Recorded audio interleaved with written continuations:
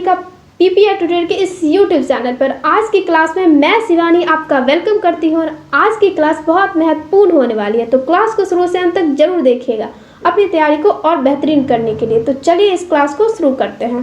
पारा medical previous year biology का question, तो हमारा पहला क्वेश्चन, चलिए हम लोग क्वेश्चन देख लेंगे। पहला क्वेश्चन कह रहा है कि दूध प्रोटीन है। ऑप्शन ए में दिया हुआ है रेनिन, ऑप्शन बी में दिया हुआ है ग्लैक्टोज, ऑप्शन सी में दिया हुआ है केसिन और ऑप्शन डी में दिया हुआ है प्रोसीन। तो जल्दी से बताइए कमेंट्स में कि इसका आंसर क्या होगा।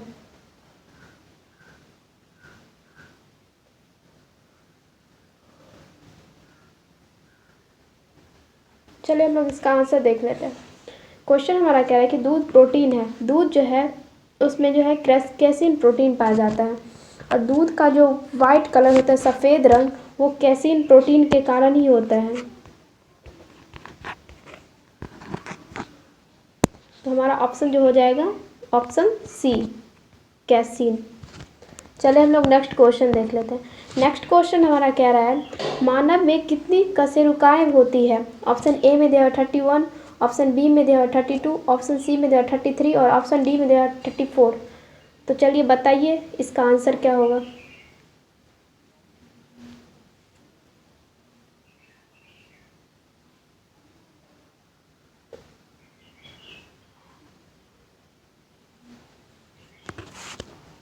चलिए हम लोग इसका आंसर देख लेते हैं। क्वेश्चन हमारा कह रहा है कि मानव में कितनी कशेरुकाएँ होती है।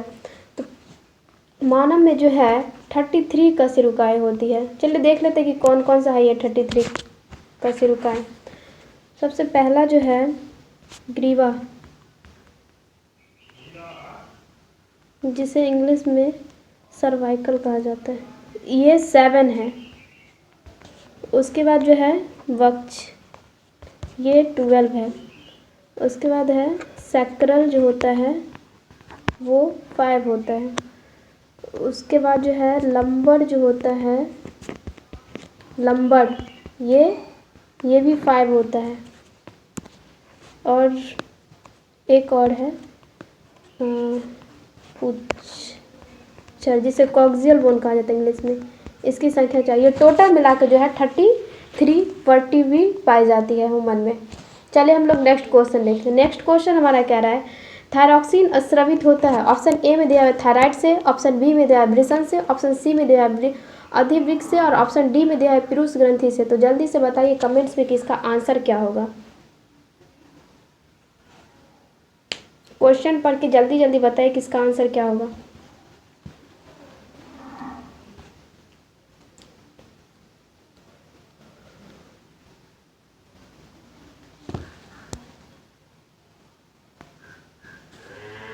तो चलिए हम लोग इसका आंसर देख लेते हैं। क्वेश्चन हमारा कह रहा है थायरॉक्सिन स्रावित होता है। थायरॉक्सिन जो है वो थायराइड ग्लैंड से स्रावित होता है। थायराइड ग्लैंड से ये स्रावित होता है। थायरॉक्सिन जो है ये एक टाइप का एमिनो एसिड होता है और इसमें जो है आयोडीन जो है वो 65% पाई जाती है। और थायरॉक्सिन की कमी से जो है एक प्रकार का डिजीज़ होता है जिसे ग्वाइटर कहा जाता है। इसकी डिफिशियंसी से होता है, ये थायरॉक्सिन की डिफिशियंसी से। चलिए हम लोग नेक्स्ट क्वेश्चन देख लेते हैं। नेक्स्ट क्वेश्चन हमारा कह रहा है कोशिकीय श्वसन के दौरान ऊर्जा कहाँ संग्रहित की जाती है। ऑप्शन ए में दिया हुआ है केंद्रक, ऑप्शन बी में दिया हुआ है एटीपी में, ऑप्शन सी में दिया हुआ है जीव द्रव में और ऑप्शन डी में दिया हुआ है साइटोप्लाज्म में। तो बताइए कमेंट्स में कि आंसर क्या होगा इसका। मैं चेक कर रही हूँ, जल्दी से बताइए कि इसका आंसर क्या होगा।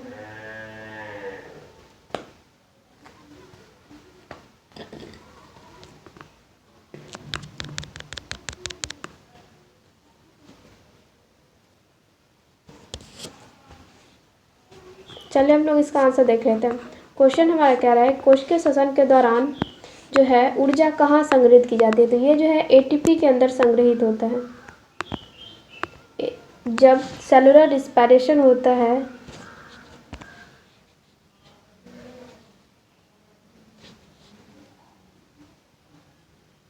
तो ऊर्जा जो है वो एटीपी में जाके जो है स्टोर हो जाती है।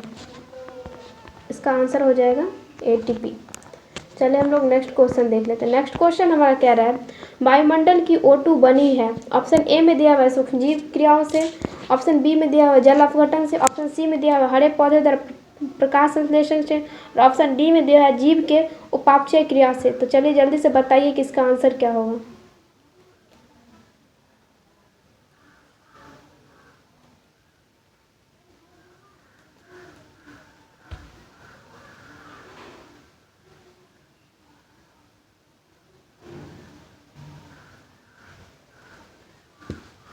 तो चलिए हम लोग इसका आंसर देख लेते हैं। क्वेश्चन हमारा क्या कह रहा है।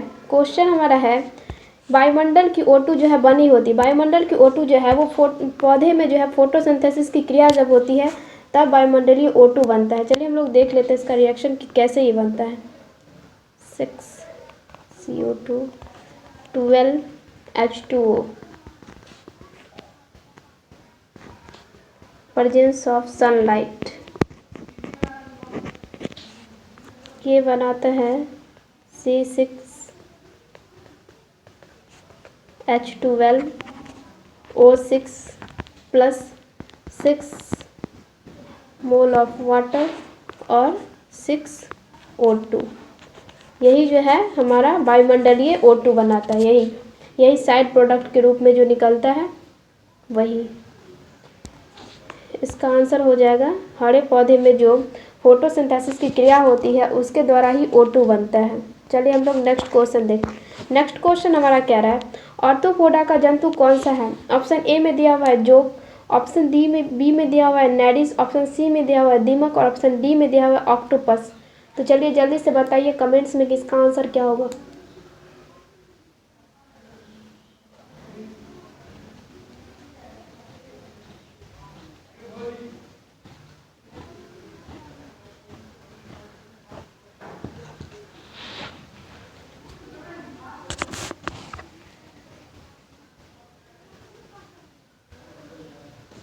चलिए हम लोग इसका आंसर देख लेते हैं।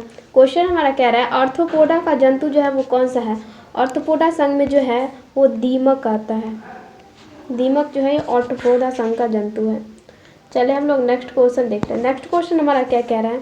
नेक्स्ट क्वेश्चन हमारा है किस तत्व की कमी के कारण पादप की पत्तियां जो है पीले रंग की दिखने लगती है। ऑप्शन ए में दिया हुआ आयरन, ऑप्शन बी में दिया है सल्फर, ऑप्शन सी में दिया है कैल्शियम, ऑप्शन डी में दिया है पोटेशियम। तो जल्दी से बताइए कमेंट्स में कि इसका आंसर क्या होगा।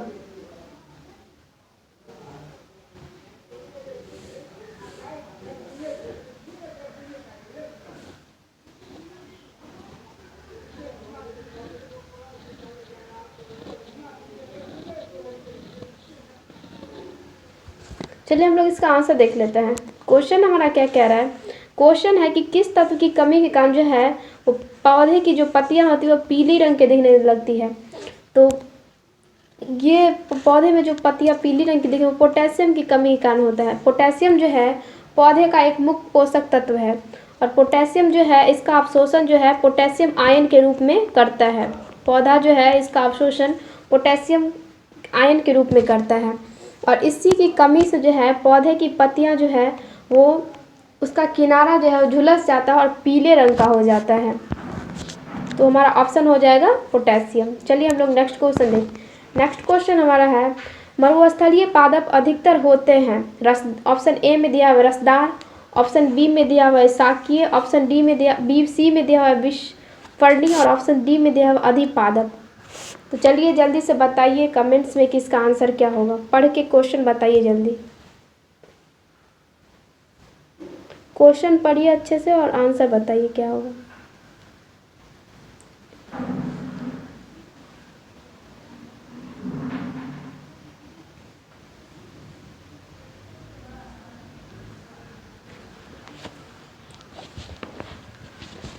तो चलिए हम लोग इसका आंसर देख लेते हैं। क्वेश्चन हमारा कह रहा है मरुस्थलीय पादप अधिकतर होते हैं।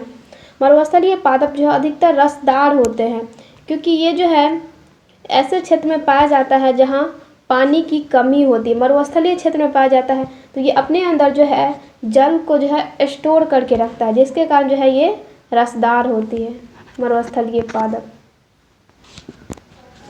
चलिए हम लोग नेक्स्ट क्वेश्चन देखते हैं। नेक्स्ट क्वेश्चन हमारा क्या कह रहा है नेक्स्ट क्वेश्चन है हमारा जीन को हम निम्न तरह से व्यक्त कर सकते हैं। ऑप्शन ए में दिया हुआ यह आनुवंशिकता की इकाई है, ऑप्शन बी में दिया हुआ यह डीएनए का एक भाग है, ऑप्शन सी में दिया हुआ यह उत्परिवर्तन की इकाई है और ऑप्शन, एक सेकेंड, हाँ, ऑप्शन ए में दिया हुआ आनुवंशिकता की इकाई है, ऑप्शन बी में दिया हुआ डीएनए का एक भाग है, ऑप्शन सी में दिया हुआ उत्परिवर्तन की इकाई है और ऑप्शन डी में दिया हुआ है ये तीनों। तो चलिए जल्दी से बताइए कमेंट्स में किसका आंसर क्या होगा।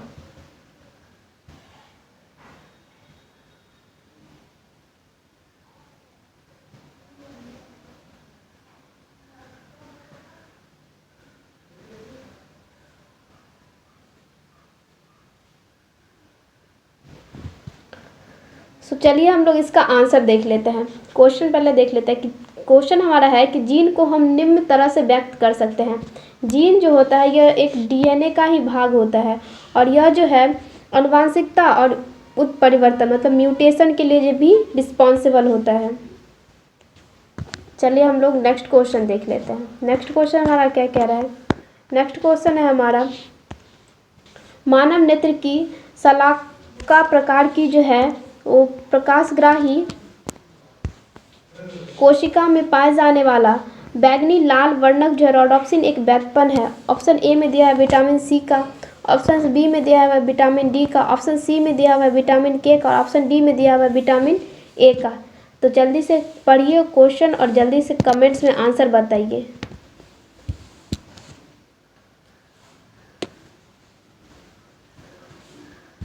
मैं चेक कर रही हूँ, जल्दी से कमेंट्स में आंसर बताइए।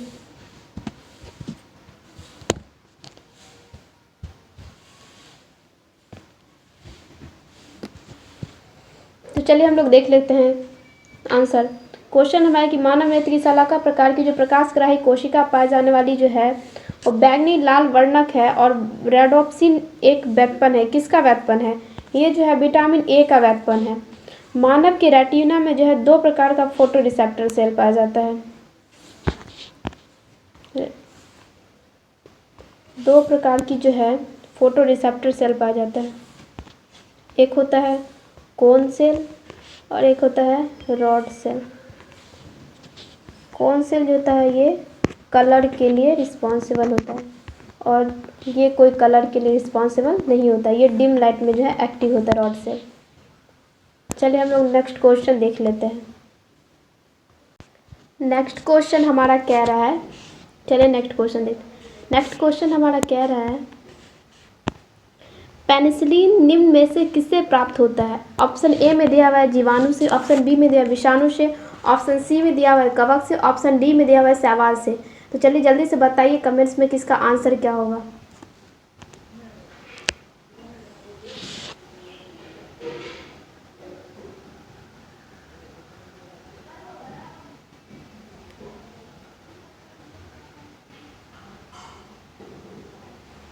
चलिए हम लोग इसका आंसर देख लेते हैं। क्वेश्चन हमारा क्या रहा है, पेनिसिलिन जो है वो किससे प्राप्त की जाती है? पेनिसिलिन जो है वो मेनली कवक से प्राप्त की जाती है। 1929 में अलेक्जेंडर फ्लेमिंग जो है वो पेनिसिलिन से जो है वो एक एंटीबायोटिक बनाए।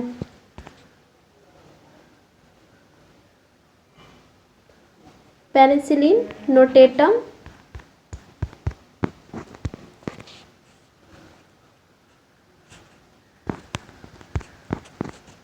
नोटेटम फंजाई से।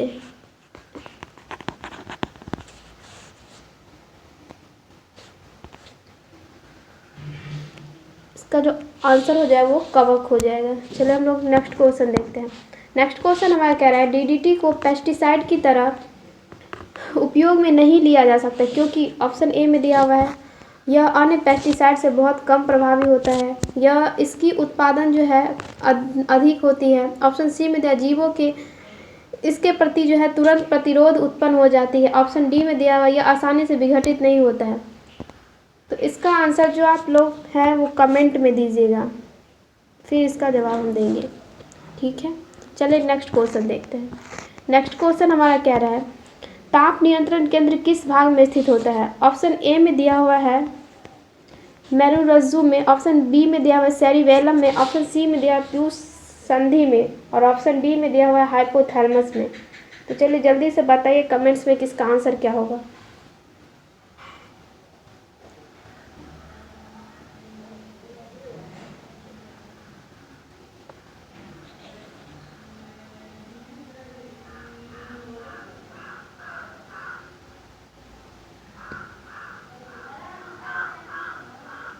चलिए हम लोग इसका आंसर देख लेते हैं। क्वेश्चन हमारा कह रहा है कि ताप नियंत्रण जो है केंद्र जो है वो किस भाग में पाया जाता है।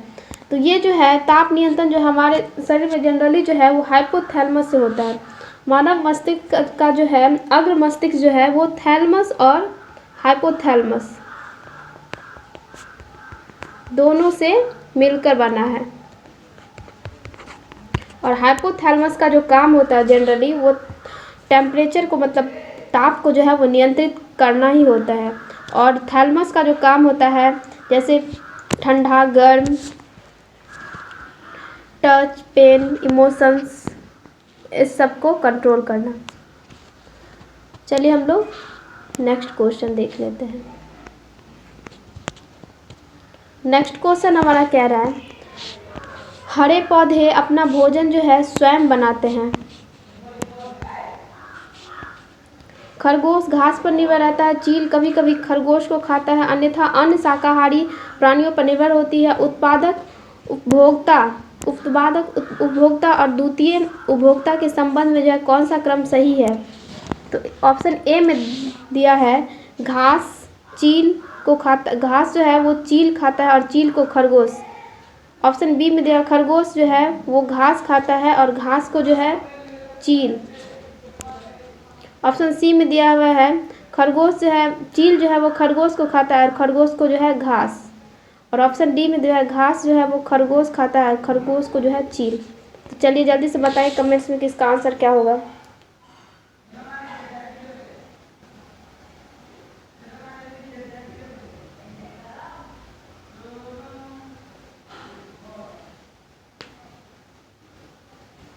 तो चलिए हम लोग इसका आंसर देख लेते हैं। ऑप्शन ए में जो है वो घास चील को खाता है, तो चील तो कभी घास नहीं खा सकता है, ये ऑप्शन गलत हो गया। बी में दिख रहा है कि खरगोश जो है वो घास खाता है और घास को जो है चील, तो ये भी हमारा ऑप्शन गलत हो गया। ऑप्शन सी में फिर दिख रहा है कि खरगोश जो है वो चील को खाता है और खरगोश घास जो है वो खरगोश को, तो ये भी जो है हमारा गलत हो गया। तो ऑप्शन बचा ये खरगोश जो है वो घास को खाता है और खरगोश को जो है चील, तो ये हमारा आंसर जो है करेक्ट हो जाएगा। चलिए हम लोग नेक्स्ट क्वेश्चन देख लेते हैं। नेक्स्ट क्वेश्चन हमारा है वह हानिकारक पादप जो भारत में जो है हानिकारक जलीय घास बन गया है। ऑप्शन ए में दिया हुआ है पाइनस रॉक्स वर्गी। ऑप्शन बी में दिया हुआ है आइकॉर्निया क्रैपिपस। और ऑप्शन सी में दिया हुआ है राडेंड्रॉन आर्बोरियम। ऑप्शन और डी में दिया हुआ है क्वेरिकस इनकाना। चलिए जल्दी से बताइए कमेंट्स में किसका आंसर क्या होगा।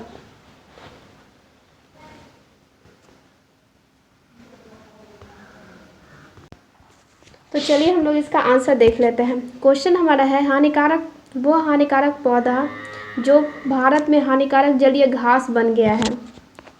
वो हानिकारक घास जो है वो आइकॉर्निया क्रैपिपस है।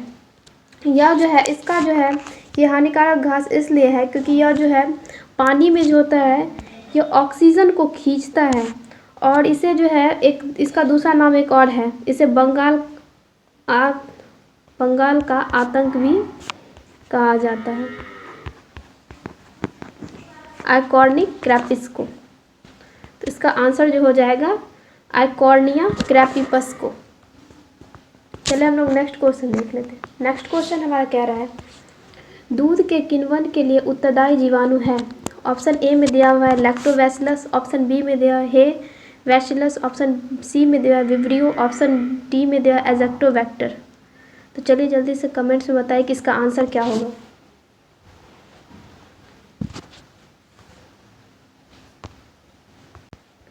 तो चलिए हम लोग इसका आंसर देख लेते हैं। क्वेश्चन हमारा है दूध के किण्वन के लिए उत्तरदायी जीवाणु है। दूध के किण्वन के लिए उत्तरदायी जीवाणु है वो लैक्टोबैसिलस है।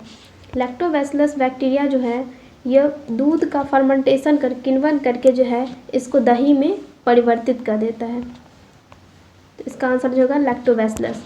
चलिए हम लोग नेक्स्ट क्वेश्चन देखते हैं।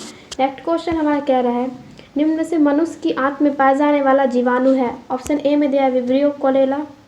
ऑप्शन बी में दिया हुआ इकोलाई, ऑप्शन सी में दिया हुआ बैसिलस एंथ्रेसिस और ऑप्शन डी में दिया हुआ है राइजोबियम। तो चलिए जल्दी से कमेंट्स में बताइए कि इसका आंसर क्या होगा।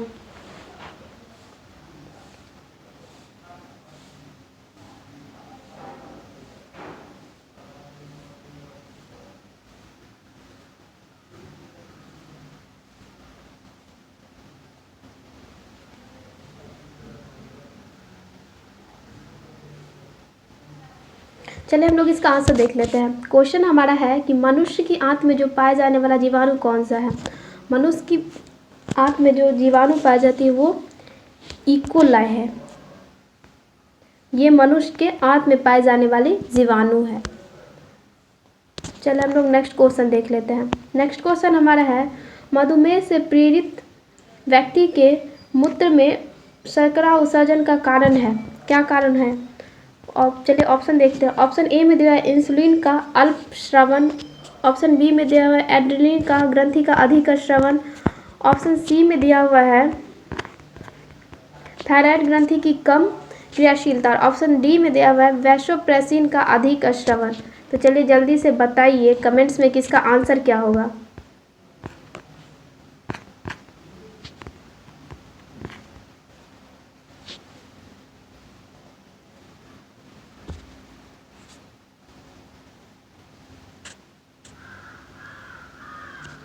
तो चलिए हम लोग इसका आंसर देख लेते हैं। क्वेश्चन हमारा क्या कह रहा है, मधुमेह से पीड़ित जो व्यक्ति होते हैं उसके मूत्र में जो है वो उत्सर्जन का कारण है, क्या उत्सर्जित होता है उसमें, किसके कारण जो है उसके यूरिन में जो है वो शर्करा उत्सर्जित होता है ज़्यादा। ऑप्शन ए में है वो इंसुलिन, ये इससे तो नहीं होगा। ऑप्शन बी में दिया हुआ एड्रेनलिन ग्रंथि का अधिक श्रवण, इससे भी नहीं होगा। ऑप्शन सी में दिया हुआ है थायराइड ग्रंथि की कम क्रियाशीलता, ये तो इससे कोई लेना देना नहीं इसका। ऑप्शन डी में दिया है वैसोप्रेसिन जो है उसका अधिक श्रवण। हाँ, वैसोप्रेसिन जो है ये एक एंटी डायबिटिक हार्मोन होता है जो एडीएच होता है। इसके अधिक स्राव मतलब इसका जो अधिक स्राव होता है तो यूरिन, इसके अधिक स्राव से जो है मनुष्य के यूरिन में जो है वो शुगर का लेवल जो है वो बढ़ जाता है, और जिसके कारण जो है एक टाइप का डिजीज़ होता है जिसे डायबिटीज़ इंसिपिडस भी कहा जाता है। तो ये जो है वैसोप्रेसिन की अधिकता के कारण, अधिक स्राव के कारण जो है ये होगा। चलिए हम लोग नेक्स्ट क्वेश्चन देख लेते हैं। नेक्स्ट क्वेश्चन हमारा है कोशिका विभाजन की मियोसिस प्रक्रिया होती है। ऑप्शन ए में दिया है कोशिकाओं में, कायिक कोशिकाओं में मतलब वेजिटेटिव सेल में। ऑप्शन बी में दिया हुआ है जनन कोशिका जनरेटिव सेल में। ऑप्शन सी में दिया हुआ है ए बी दोनों में। ऑप्शन डी में दिया इनमें से कोई नहीं, मतलब दोनों में से किसी में नहीं। तो चलिए जल्दी से बताइए कमेंट्स में कि इसका आंसर क्या होगा।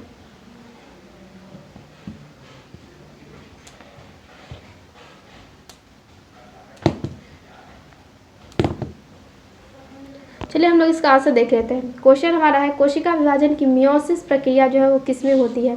तो मियोसिस प्रक्रिया जो सिर्फ और सिर्फ जनन कोशिकाओं में होती है, जनरेटिव सेल में जो है मियोसिस प्रक्रिया की होती है। और ये जो है ये मियोसिस प्रक्रिया कब होती है, गैमेटोजेनेसिस के दौरान होती है। जब गैमेट का फॉर्मेशन होता है उस टाइम मियोसिस की क्रिया होती है। तो इसका आंसर हो जाएगा जनन कोशिका।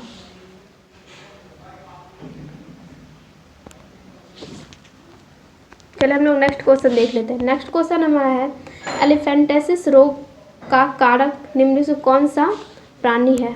ऑप्शन ए में दिया हुआ है एलिफेंटेसिस, ऑप्शन बी में दिया हुआ है कीट, ऑप्शन सी में दिया है प्रोटोजोआ, ऑप्शन डी में दिया मोलस्का। चलिए जल्दी से बताइए कमेंट्स में कि इसका आंसर क्या होगा।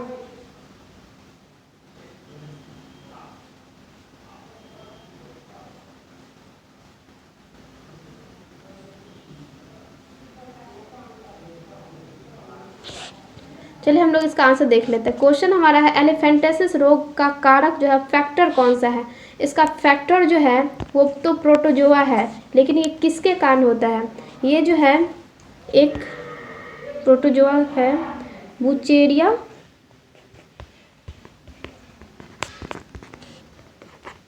बैनक्रफ्टाई।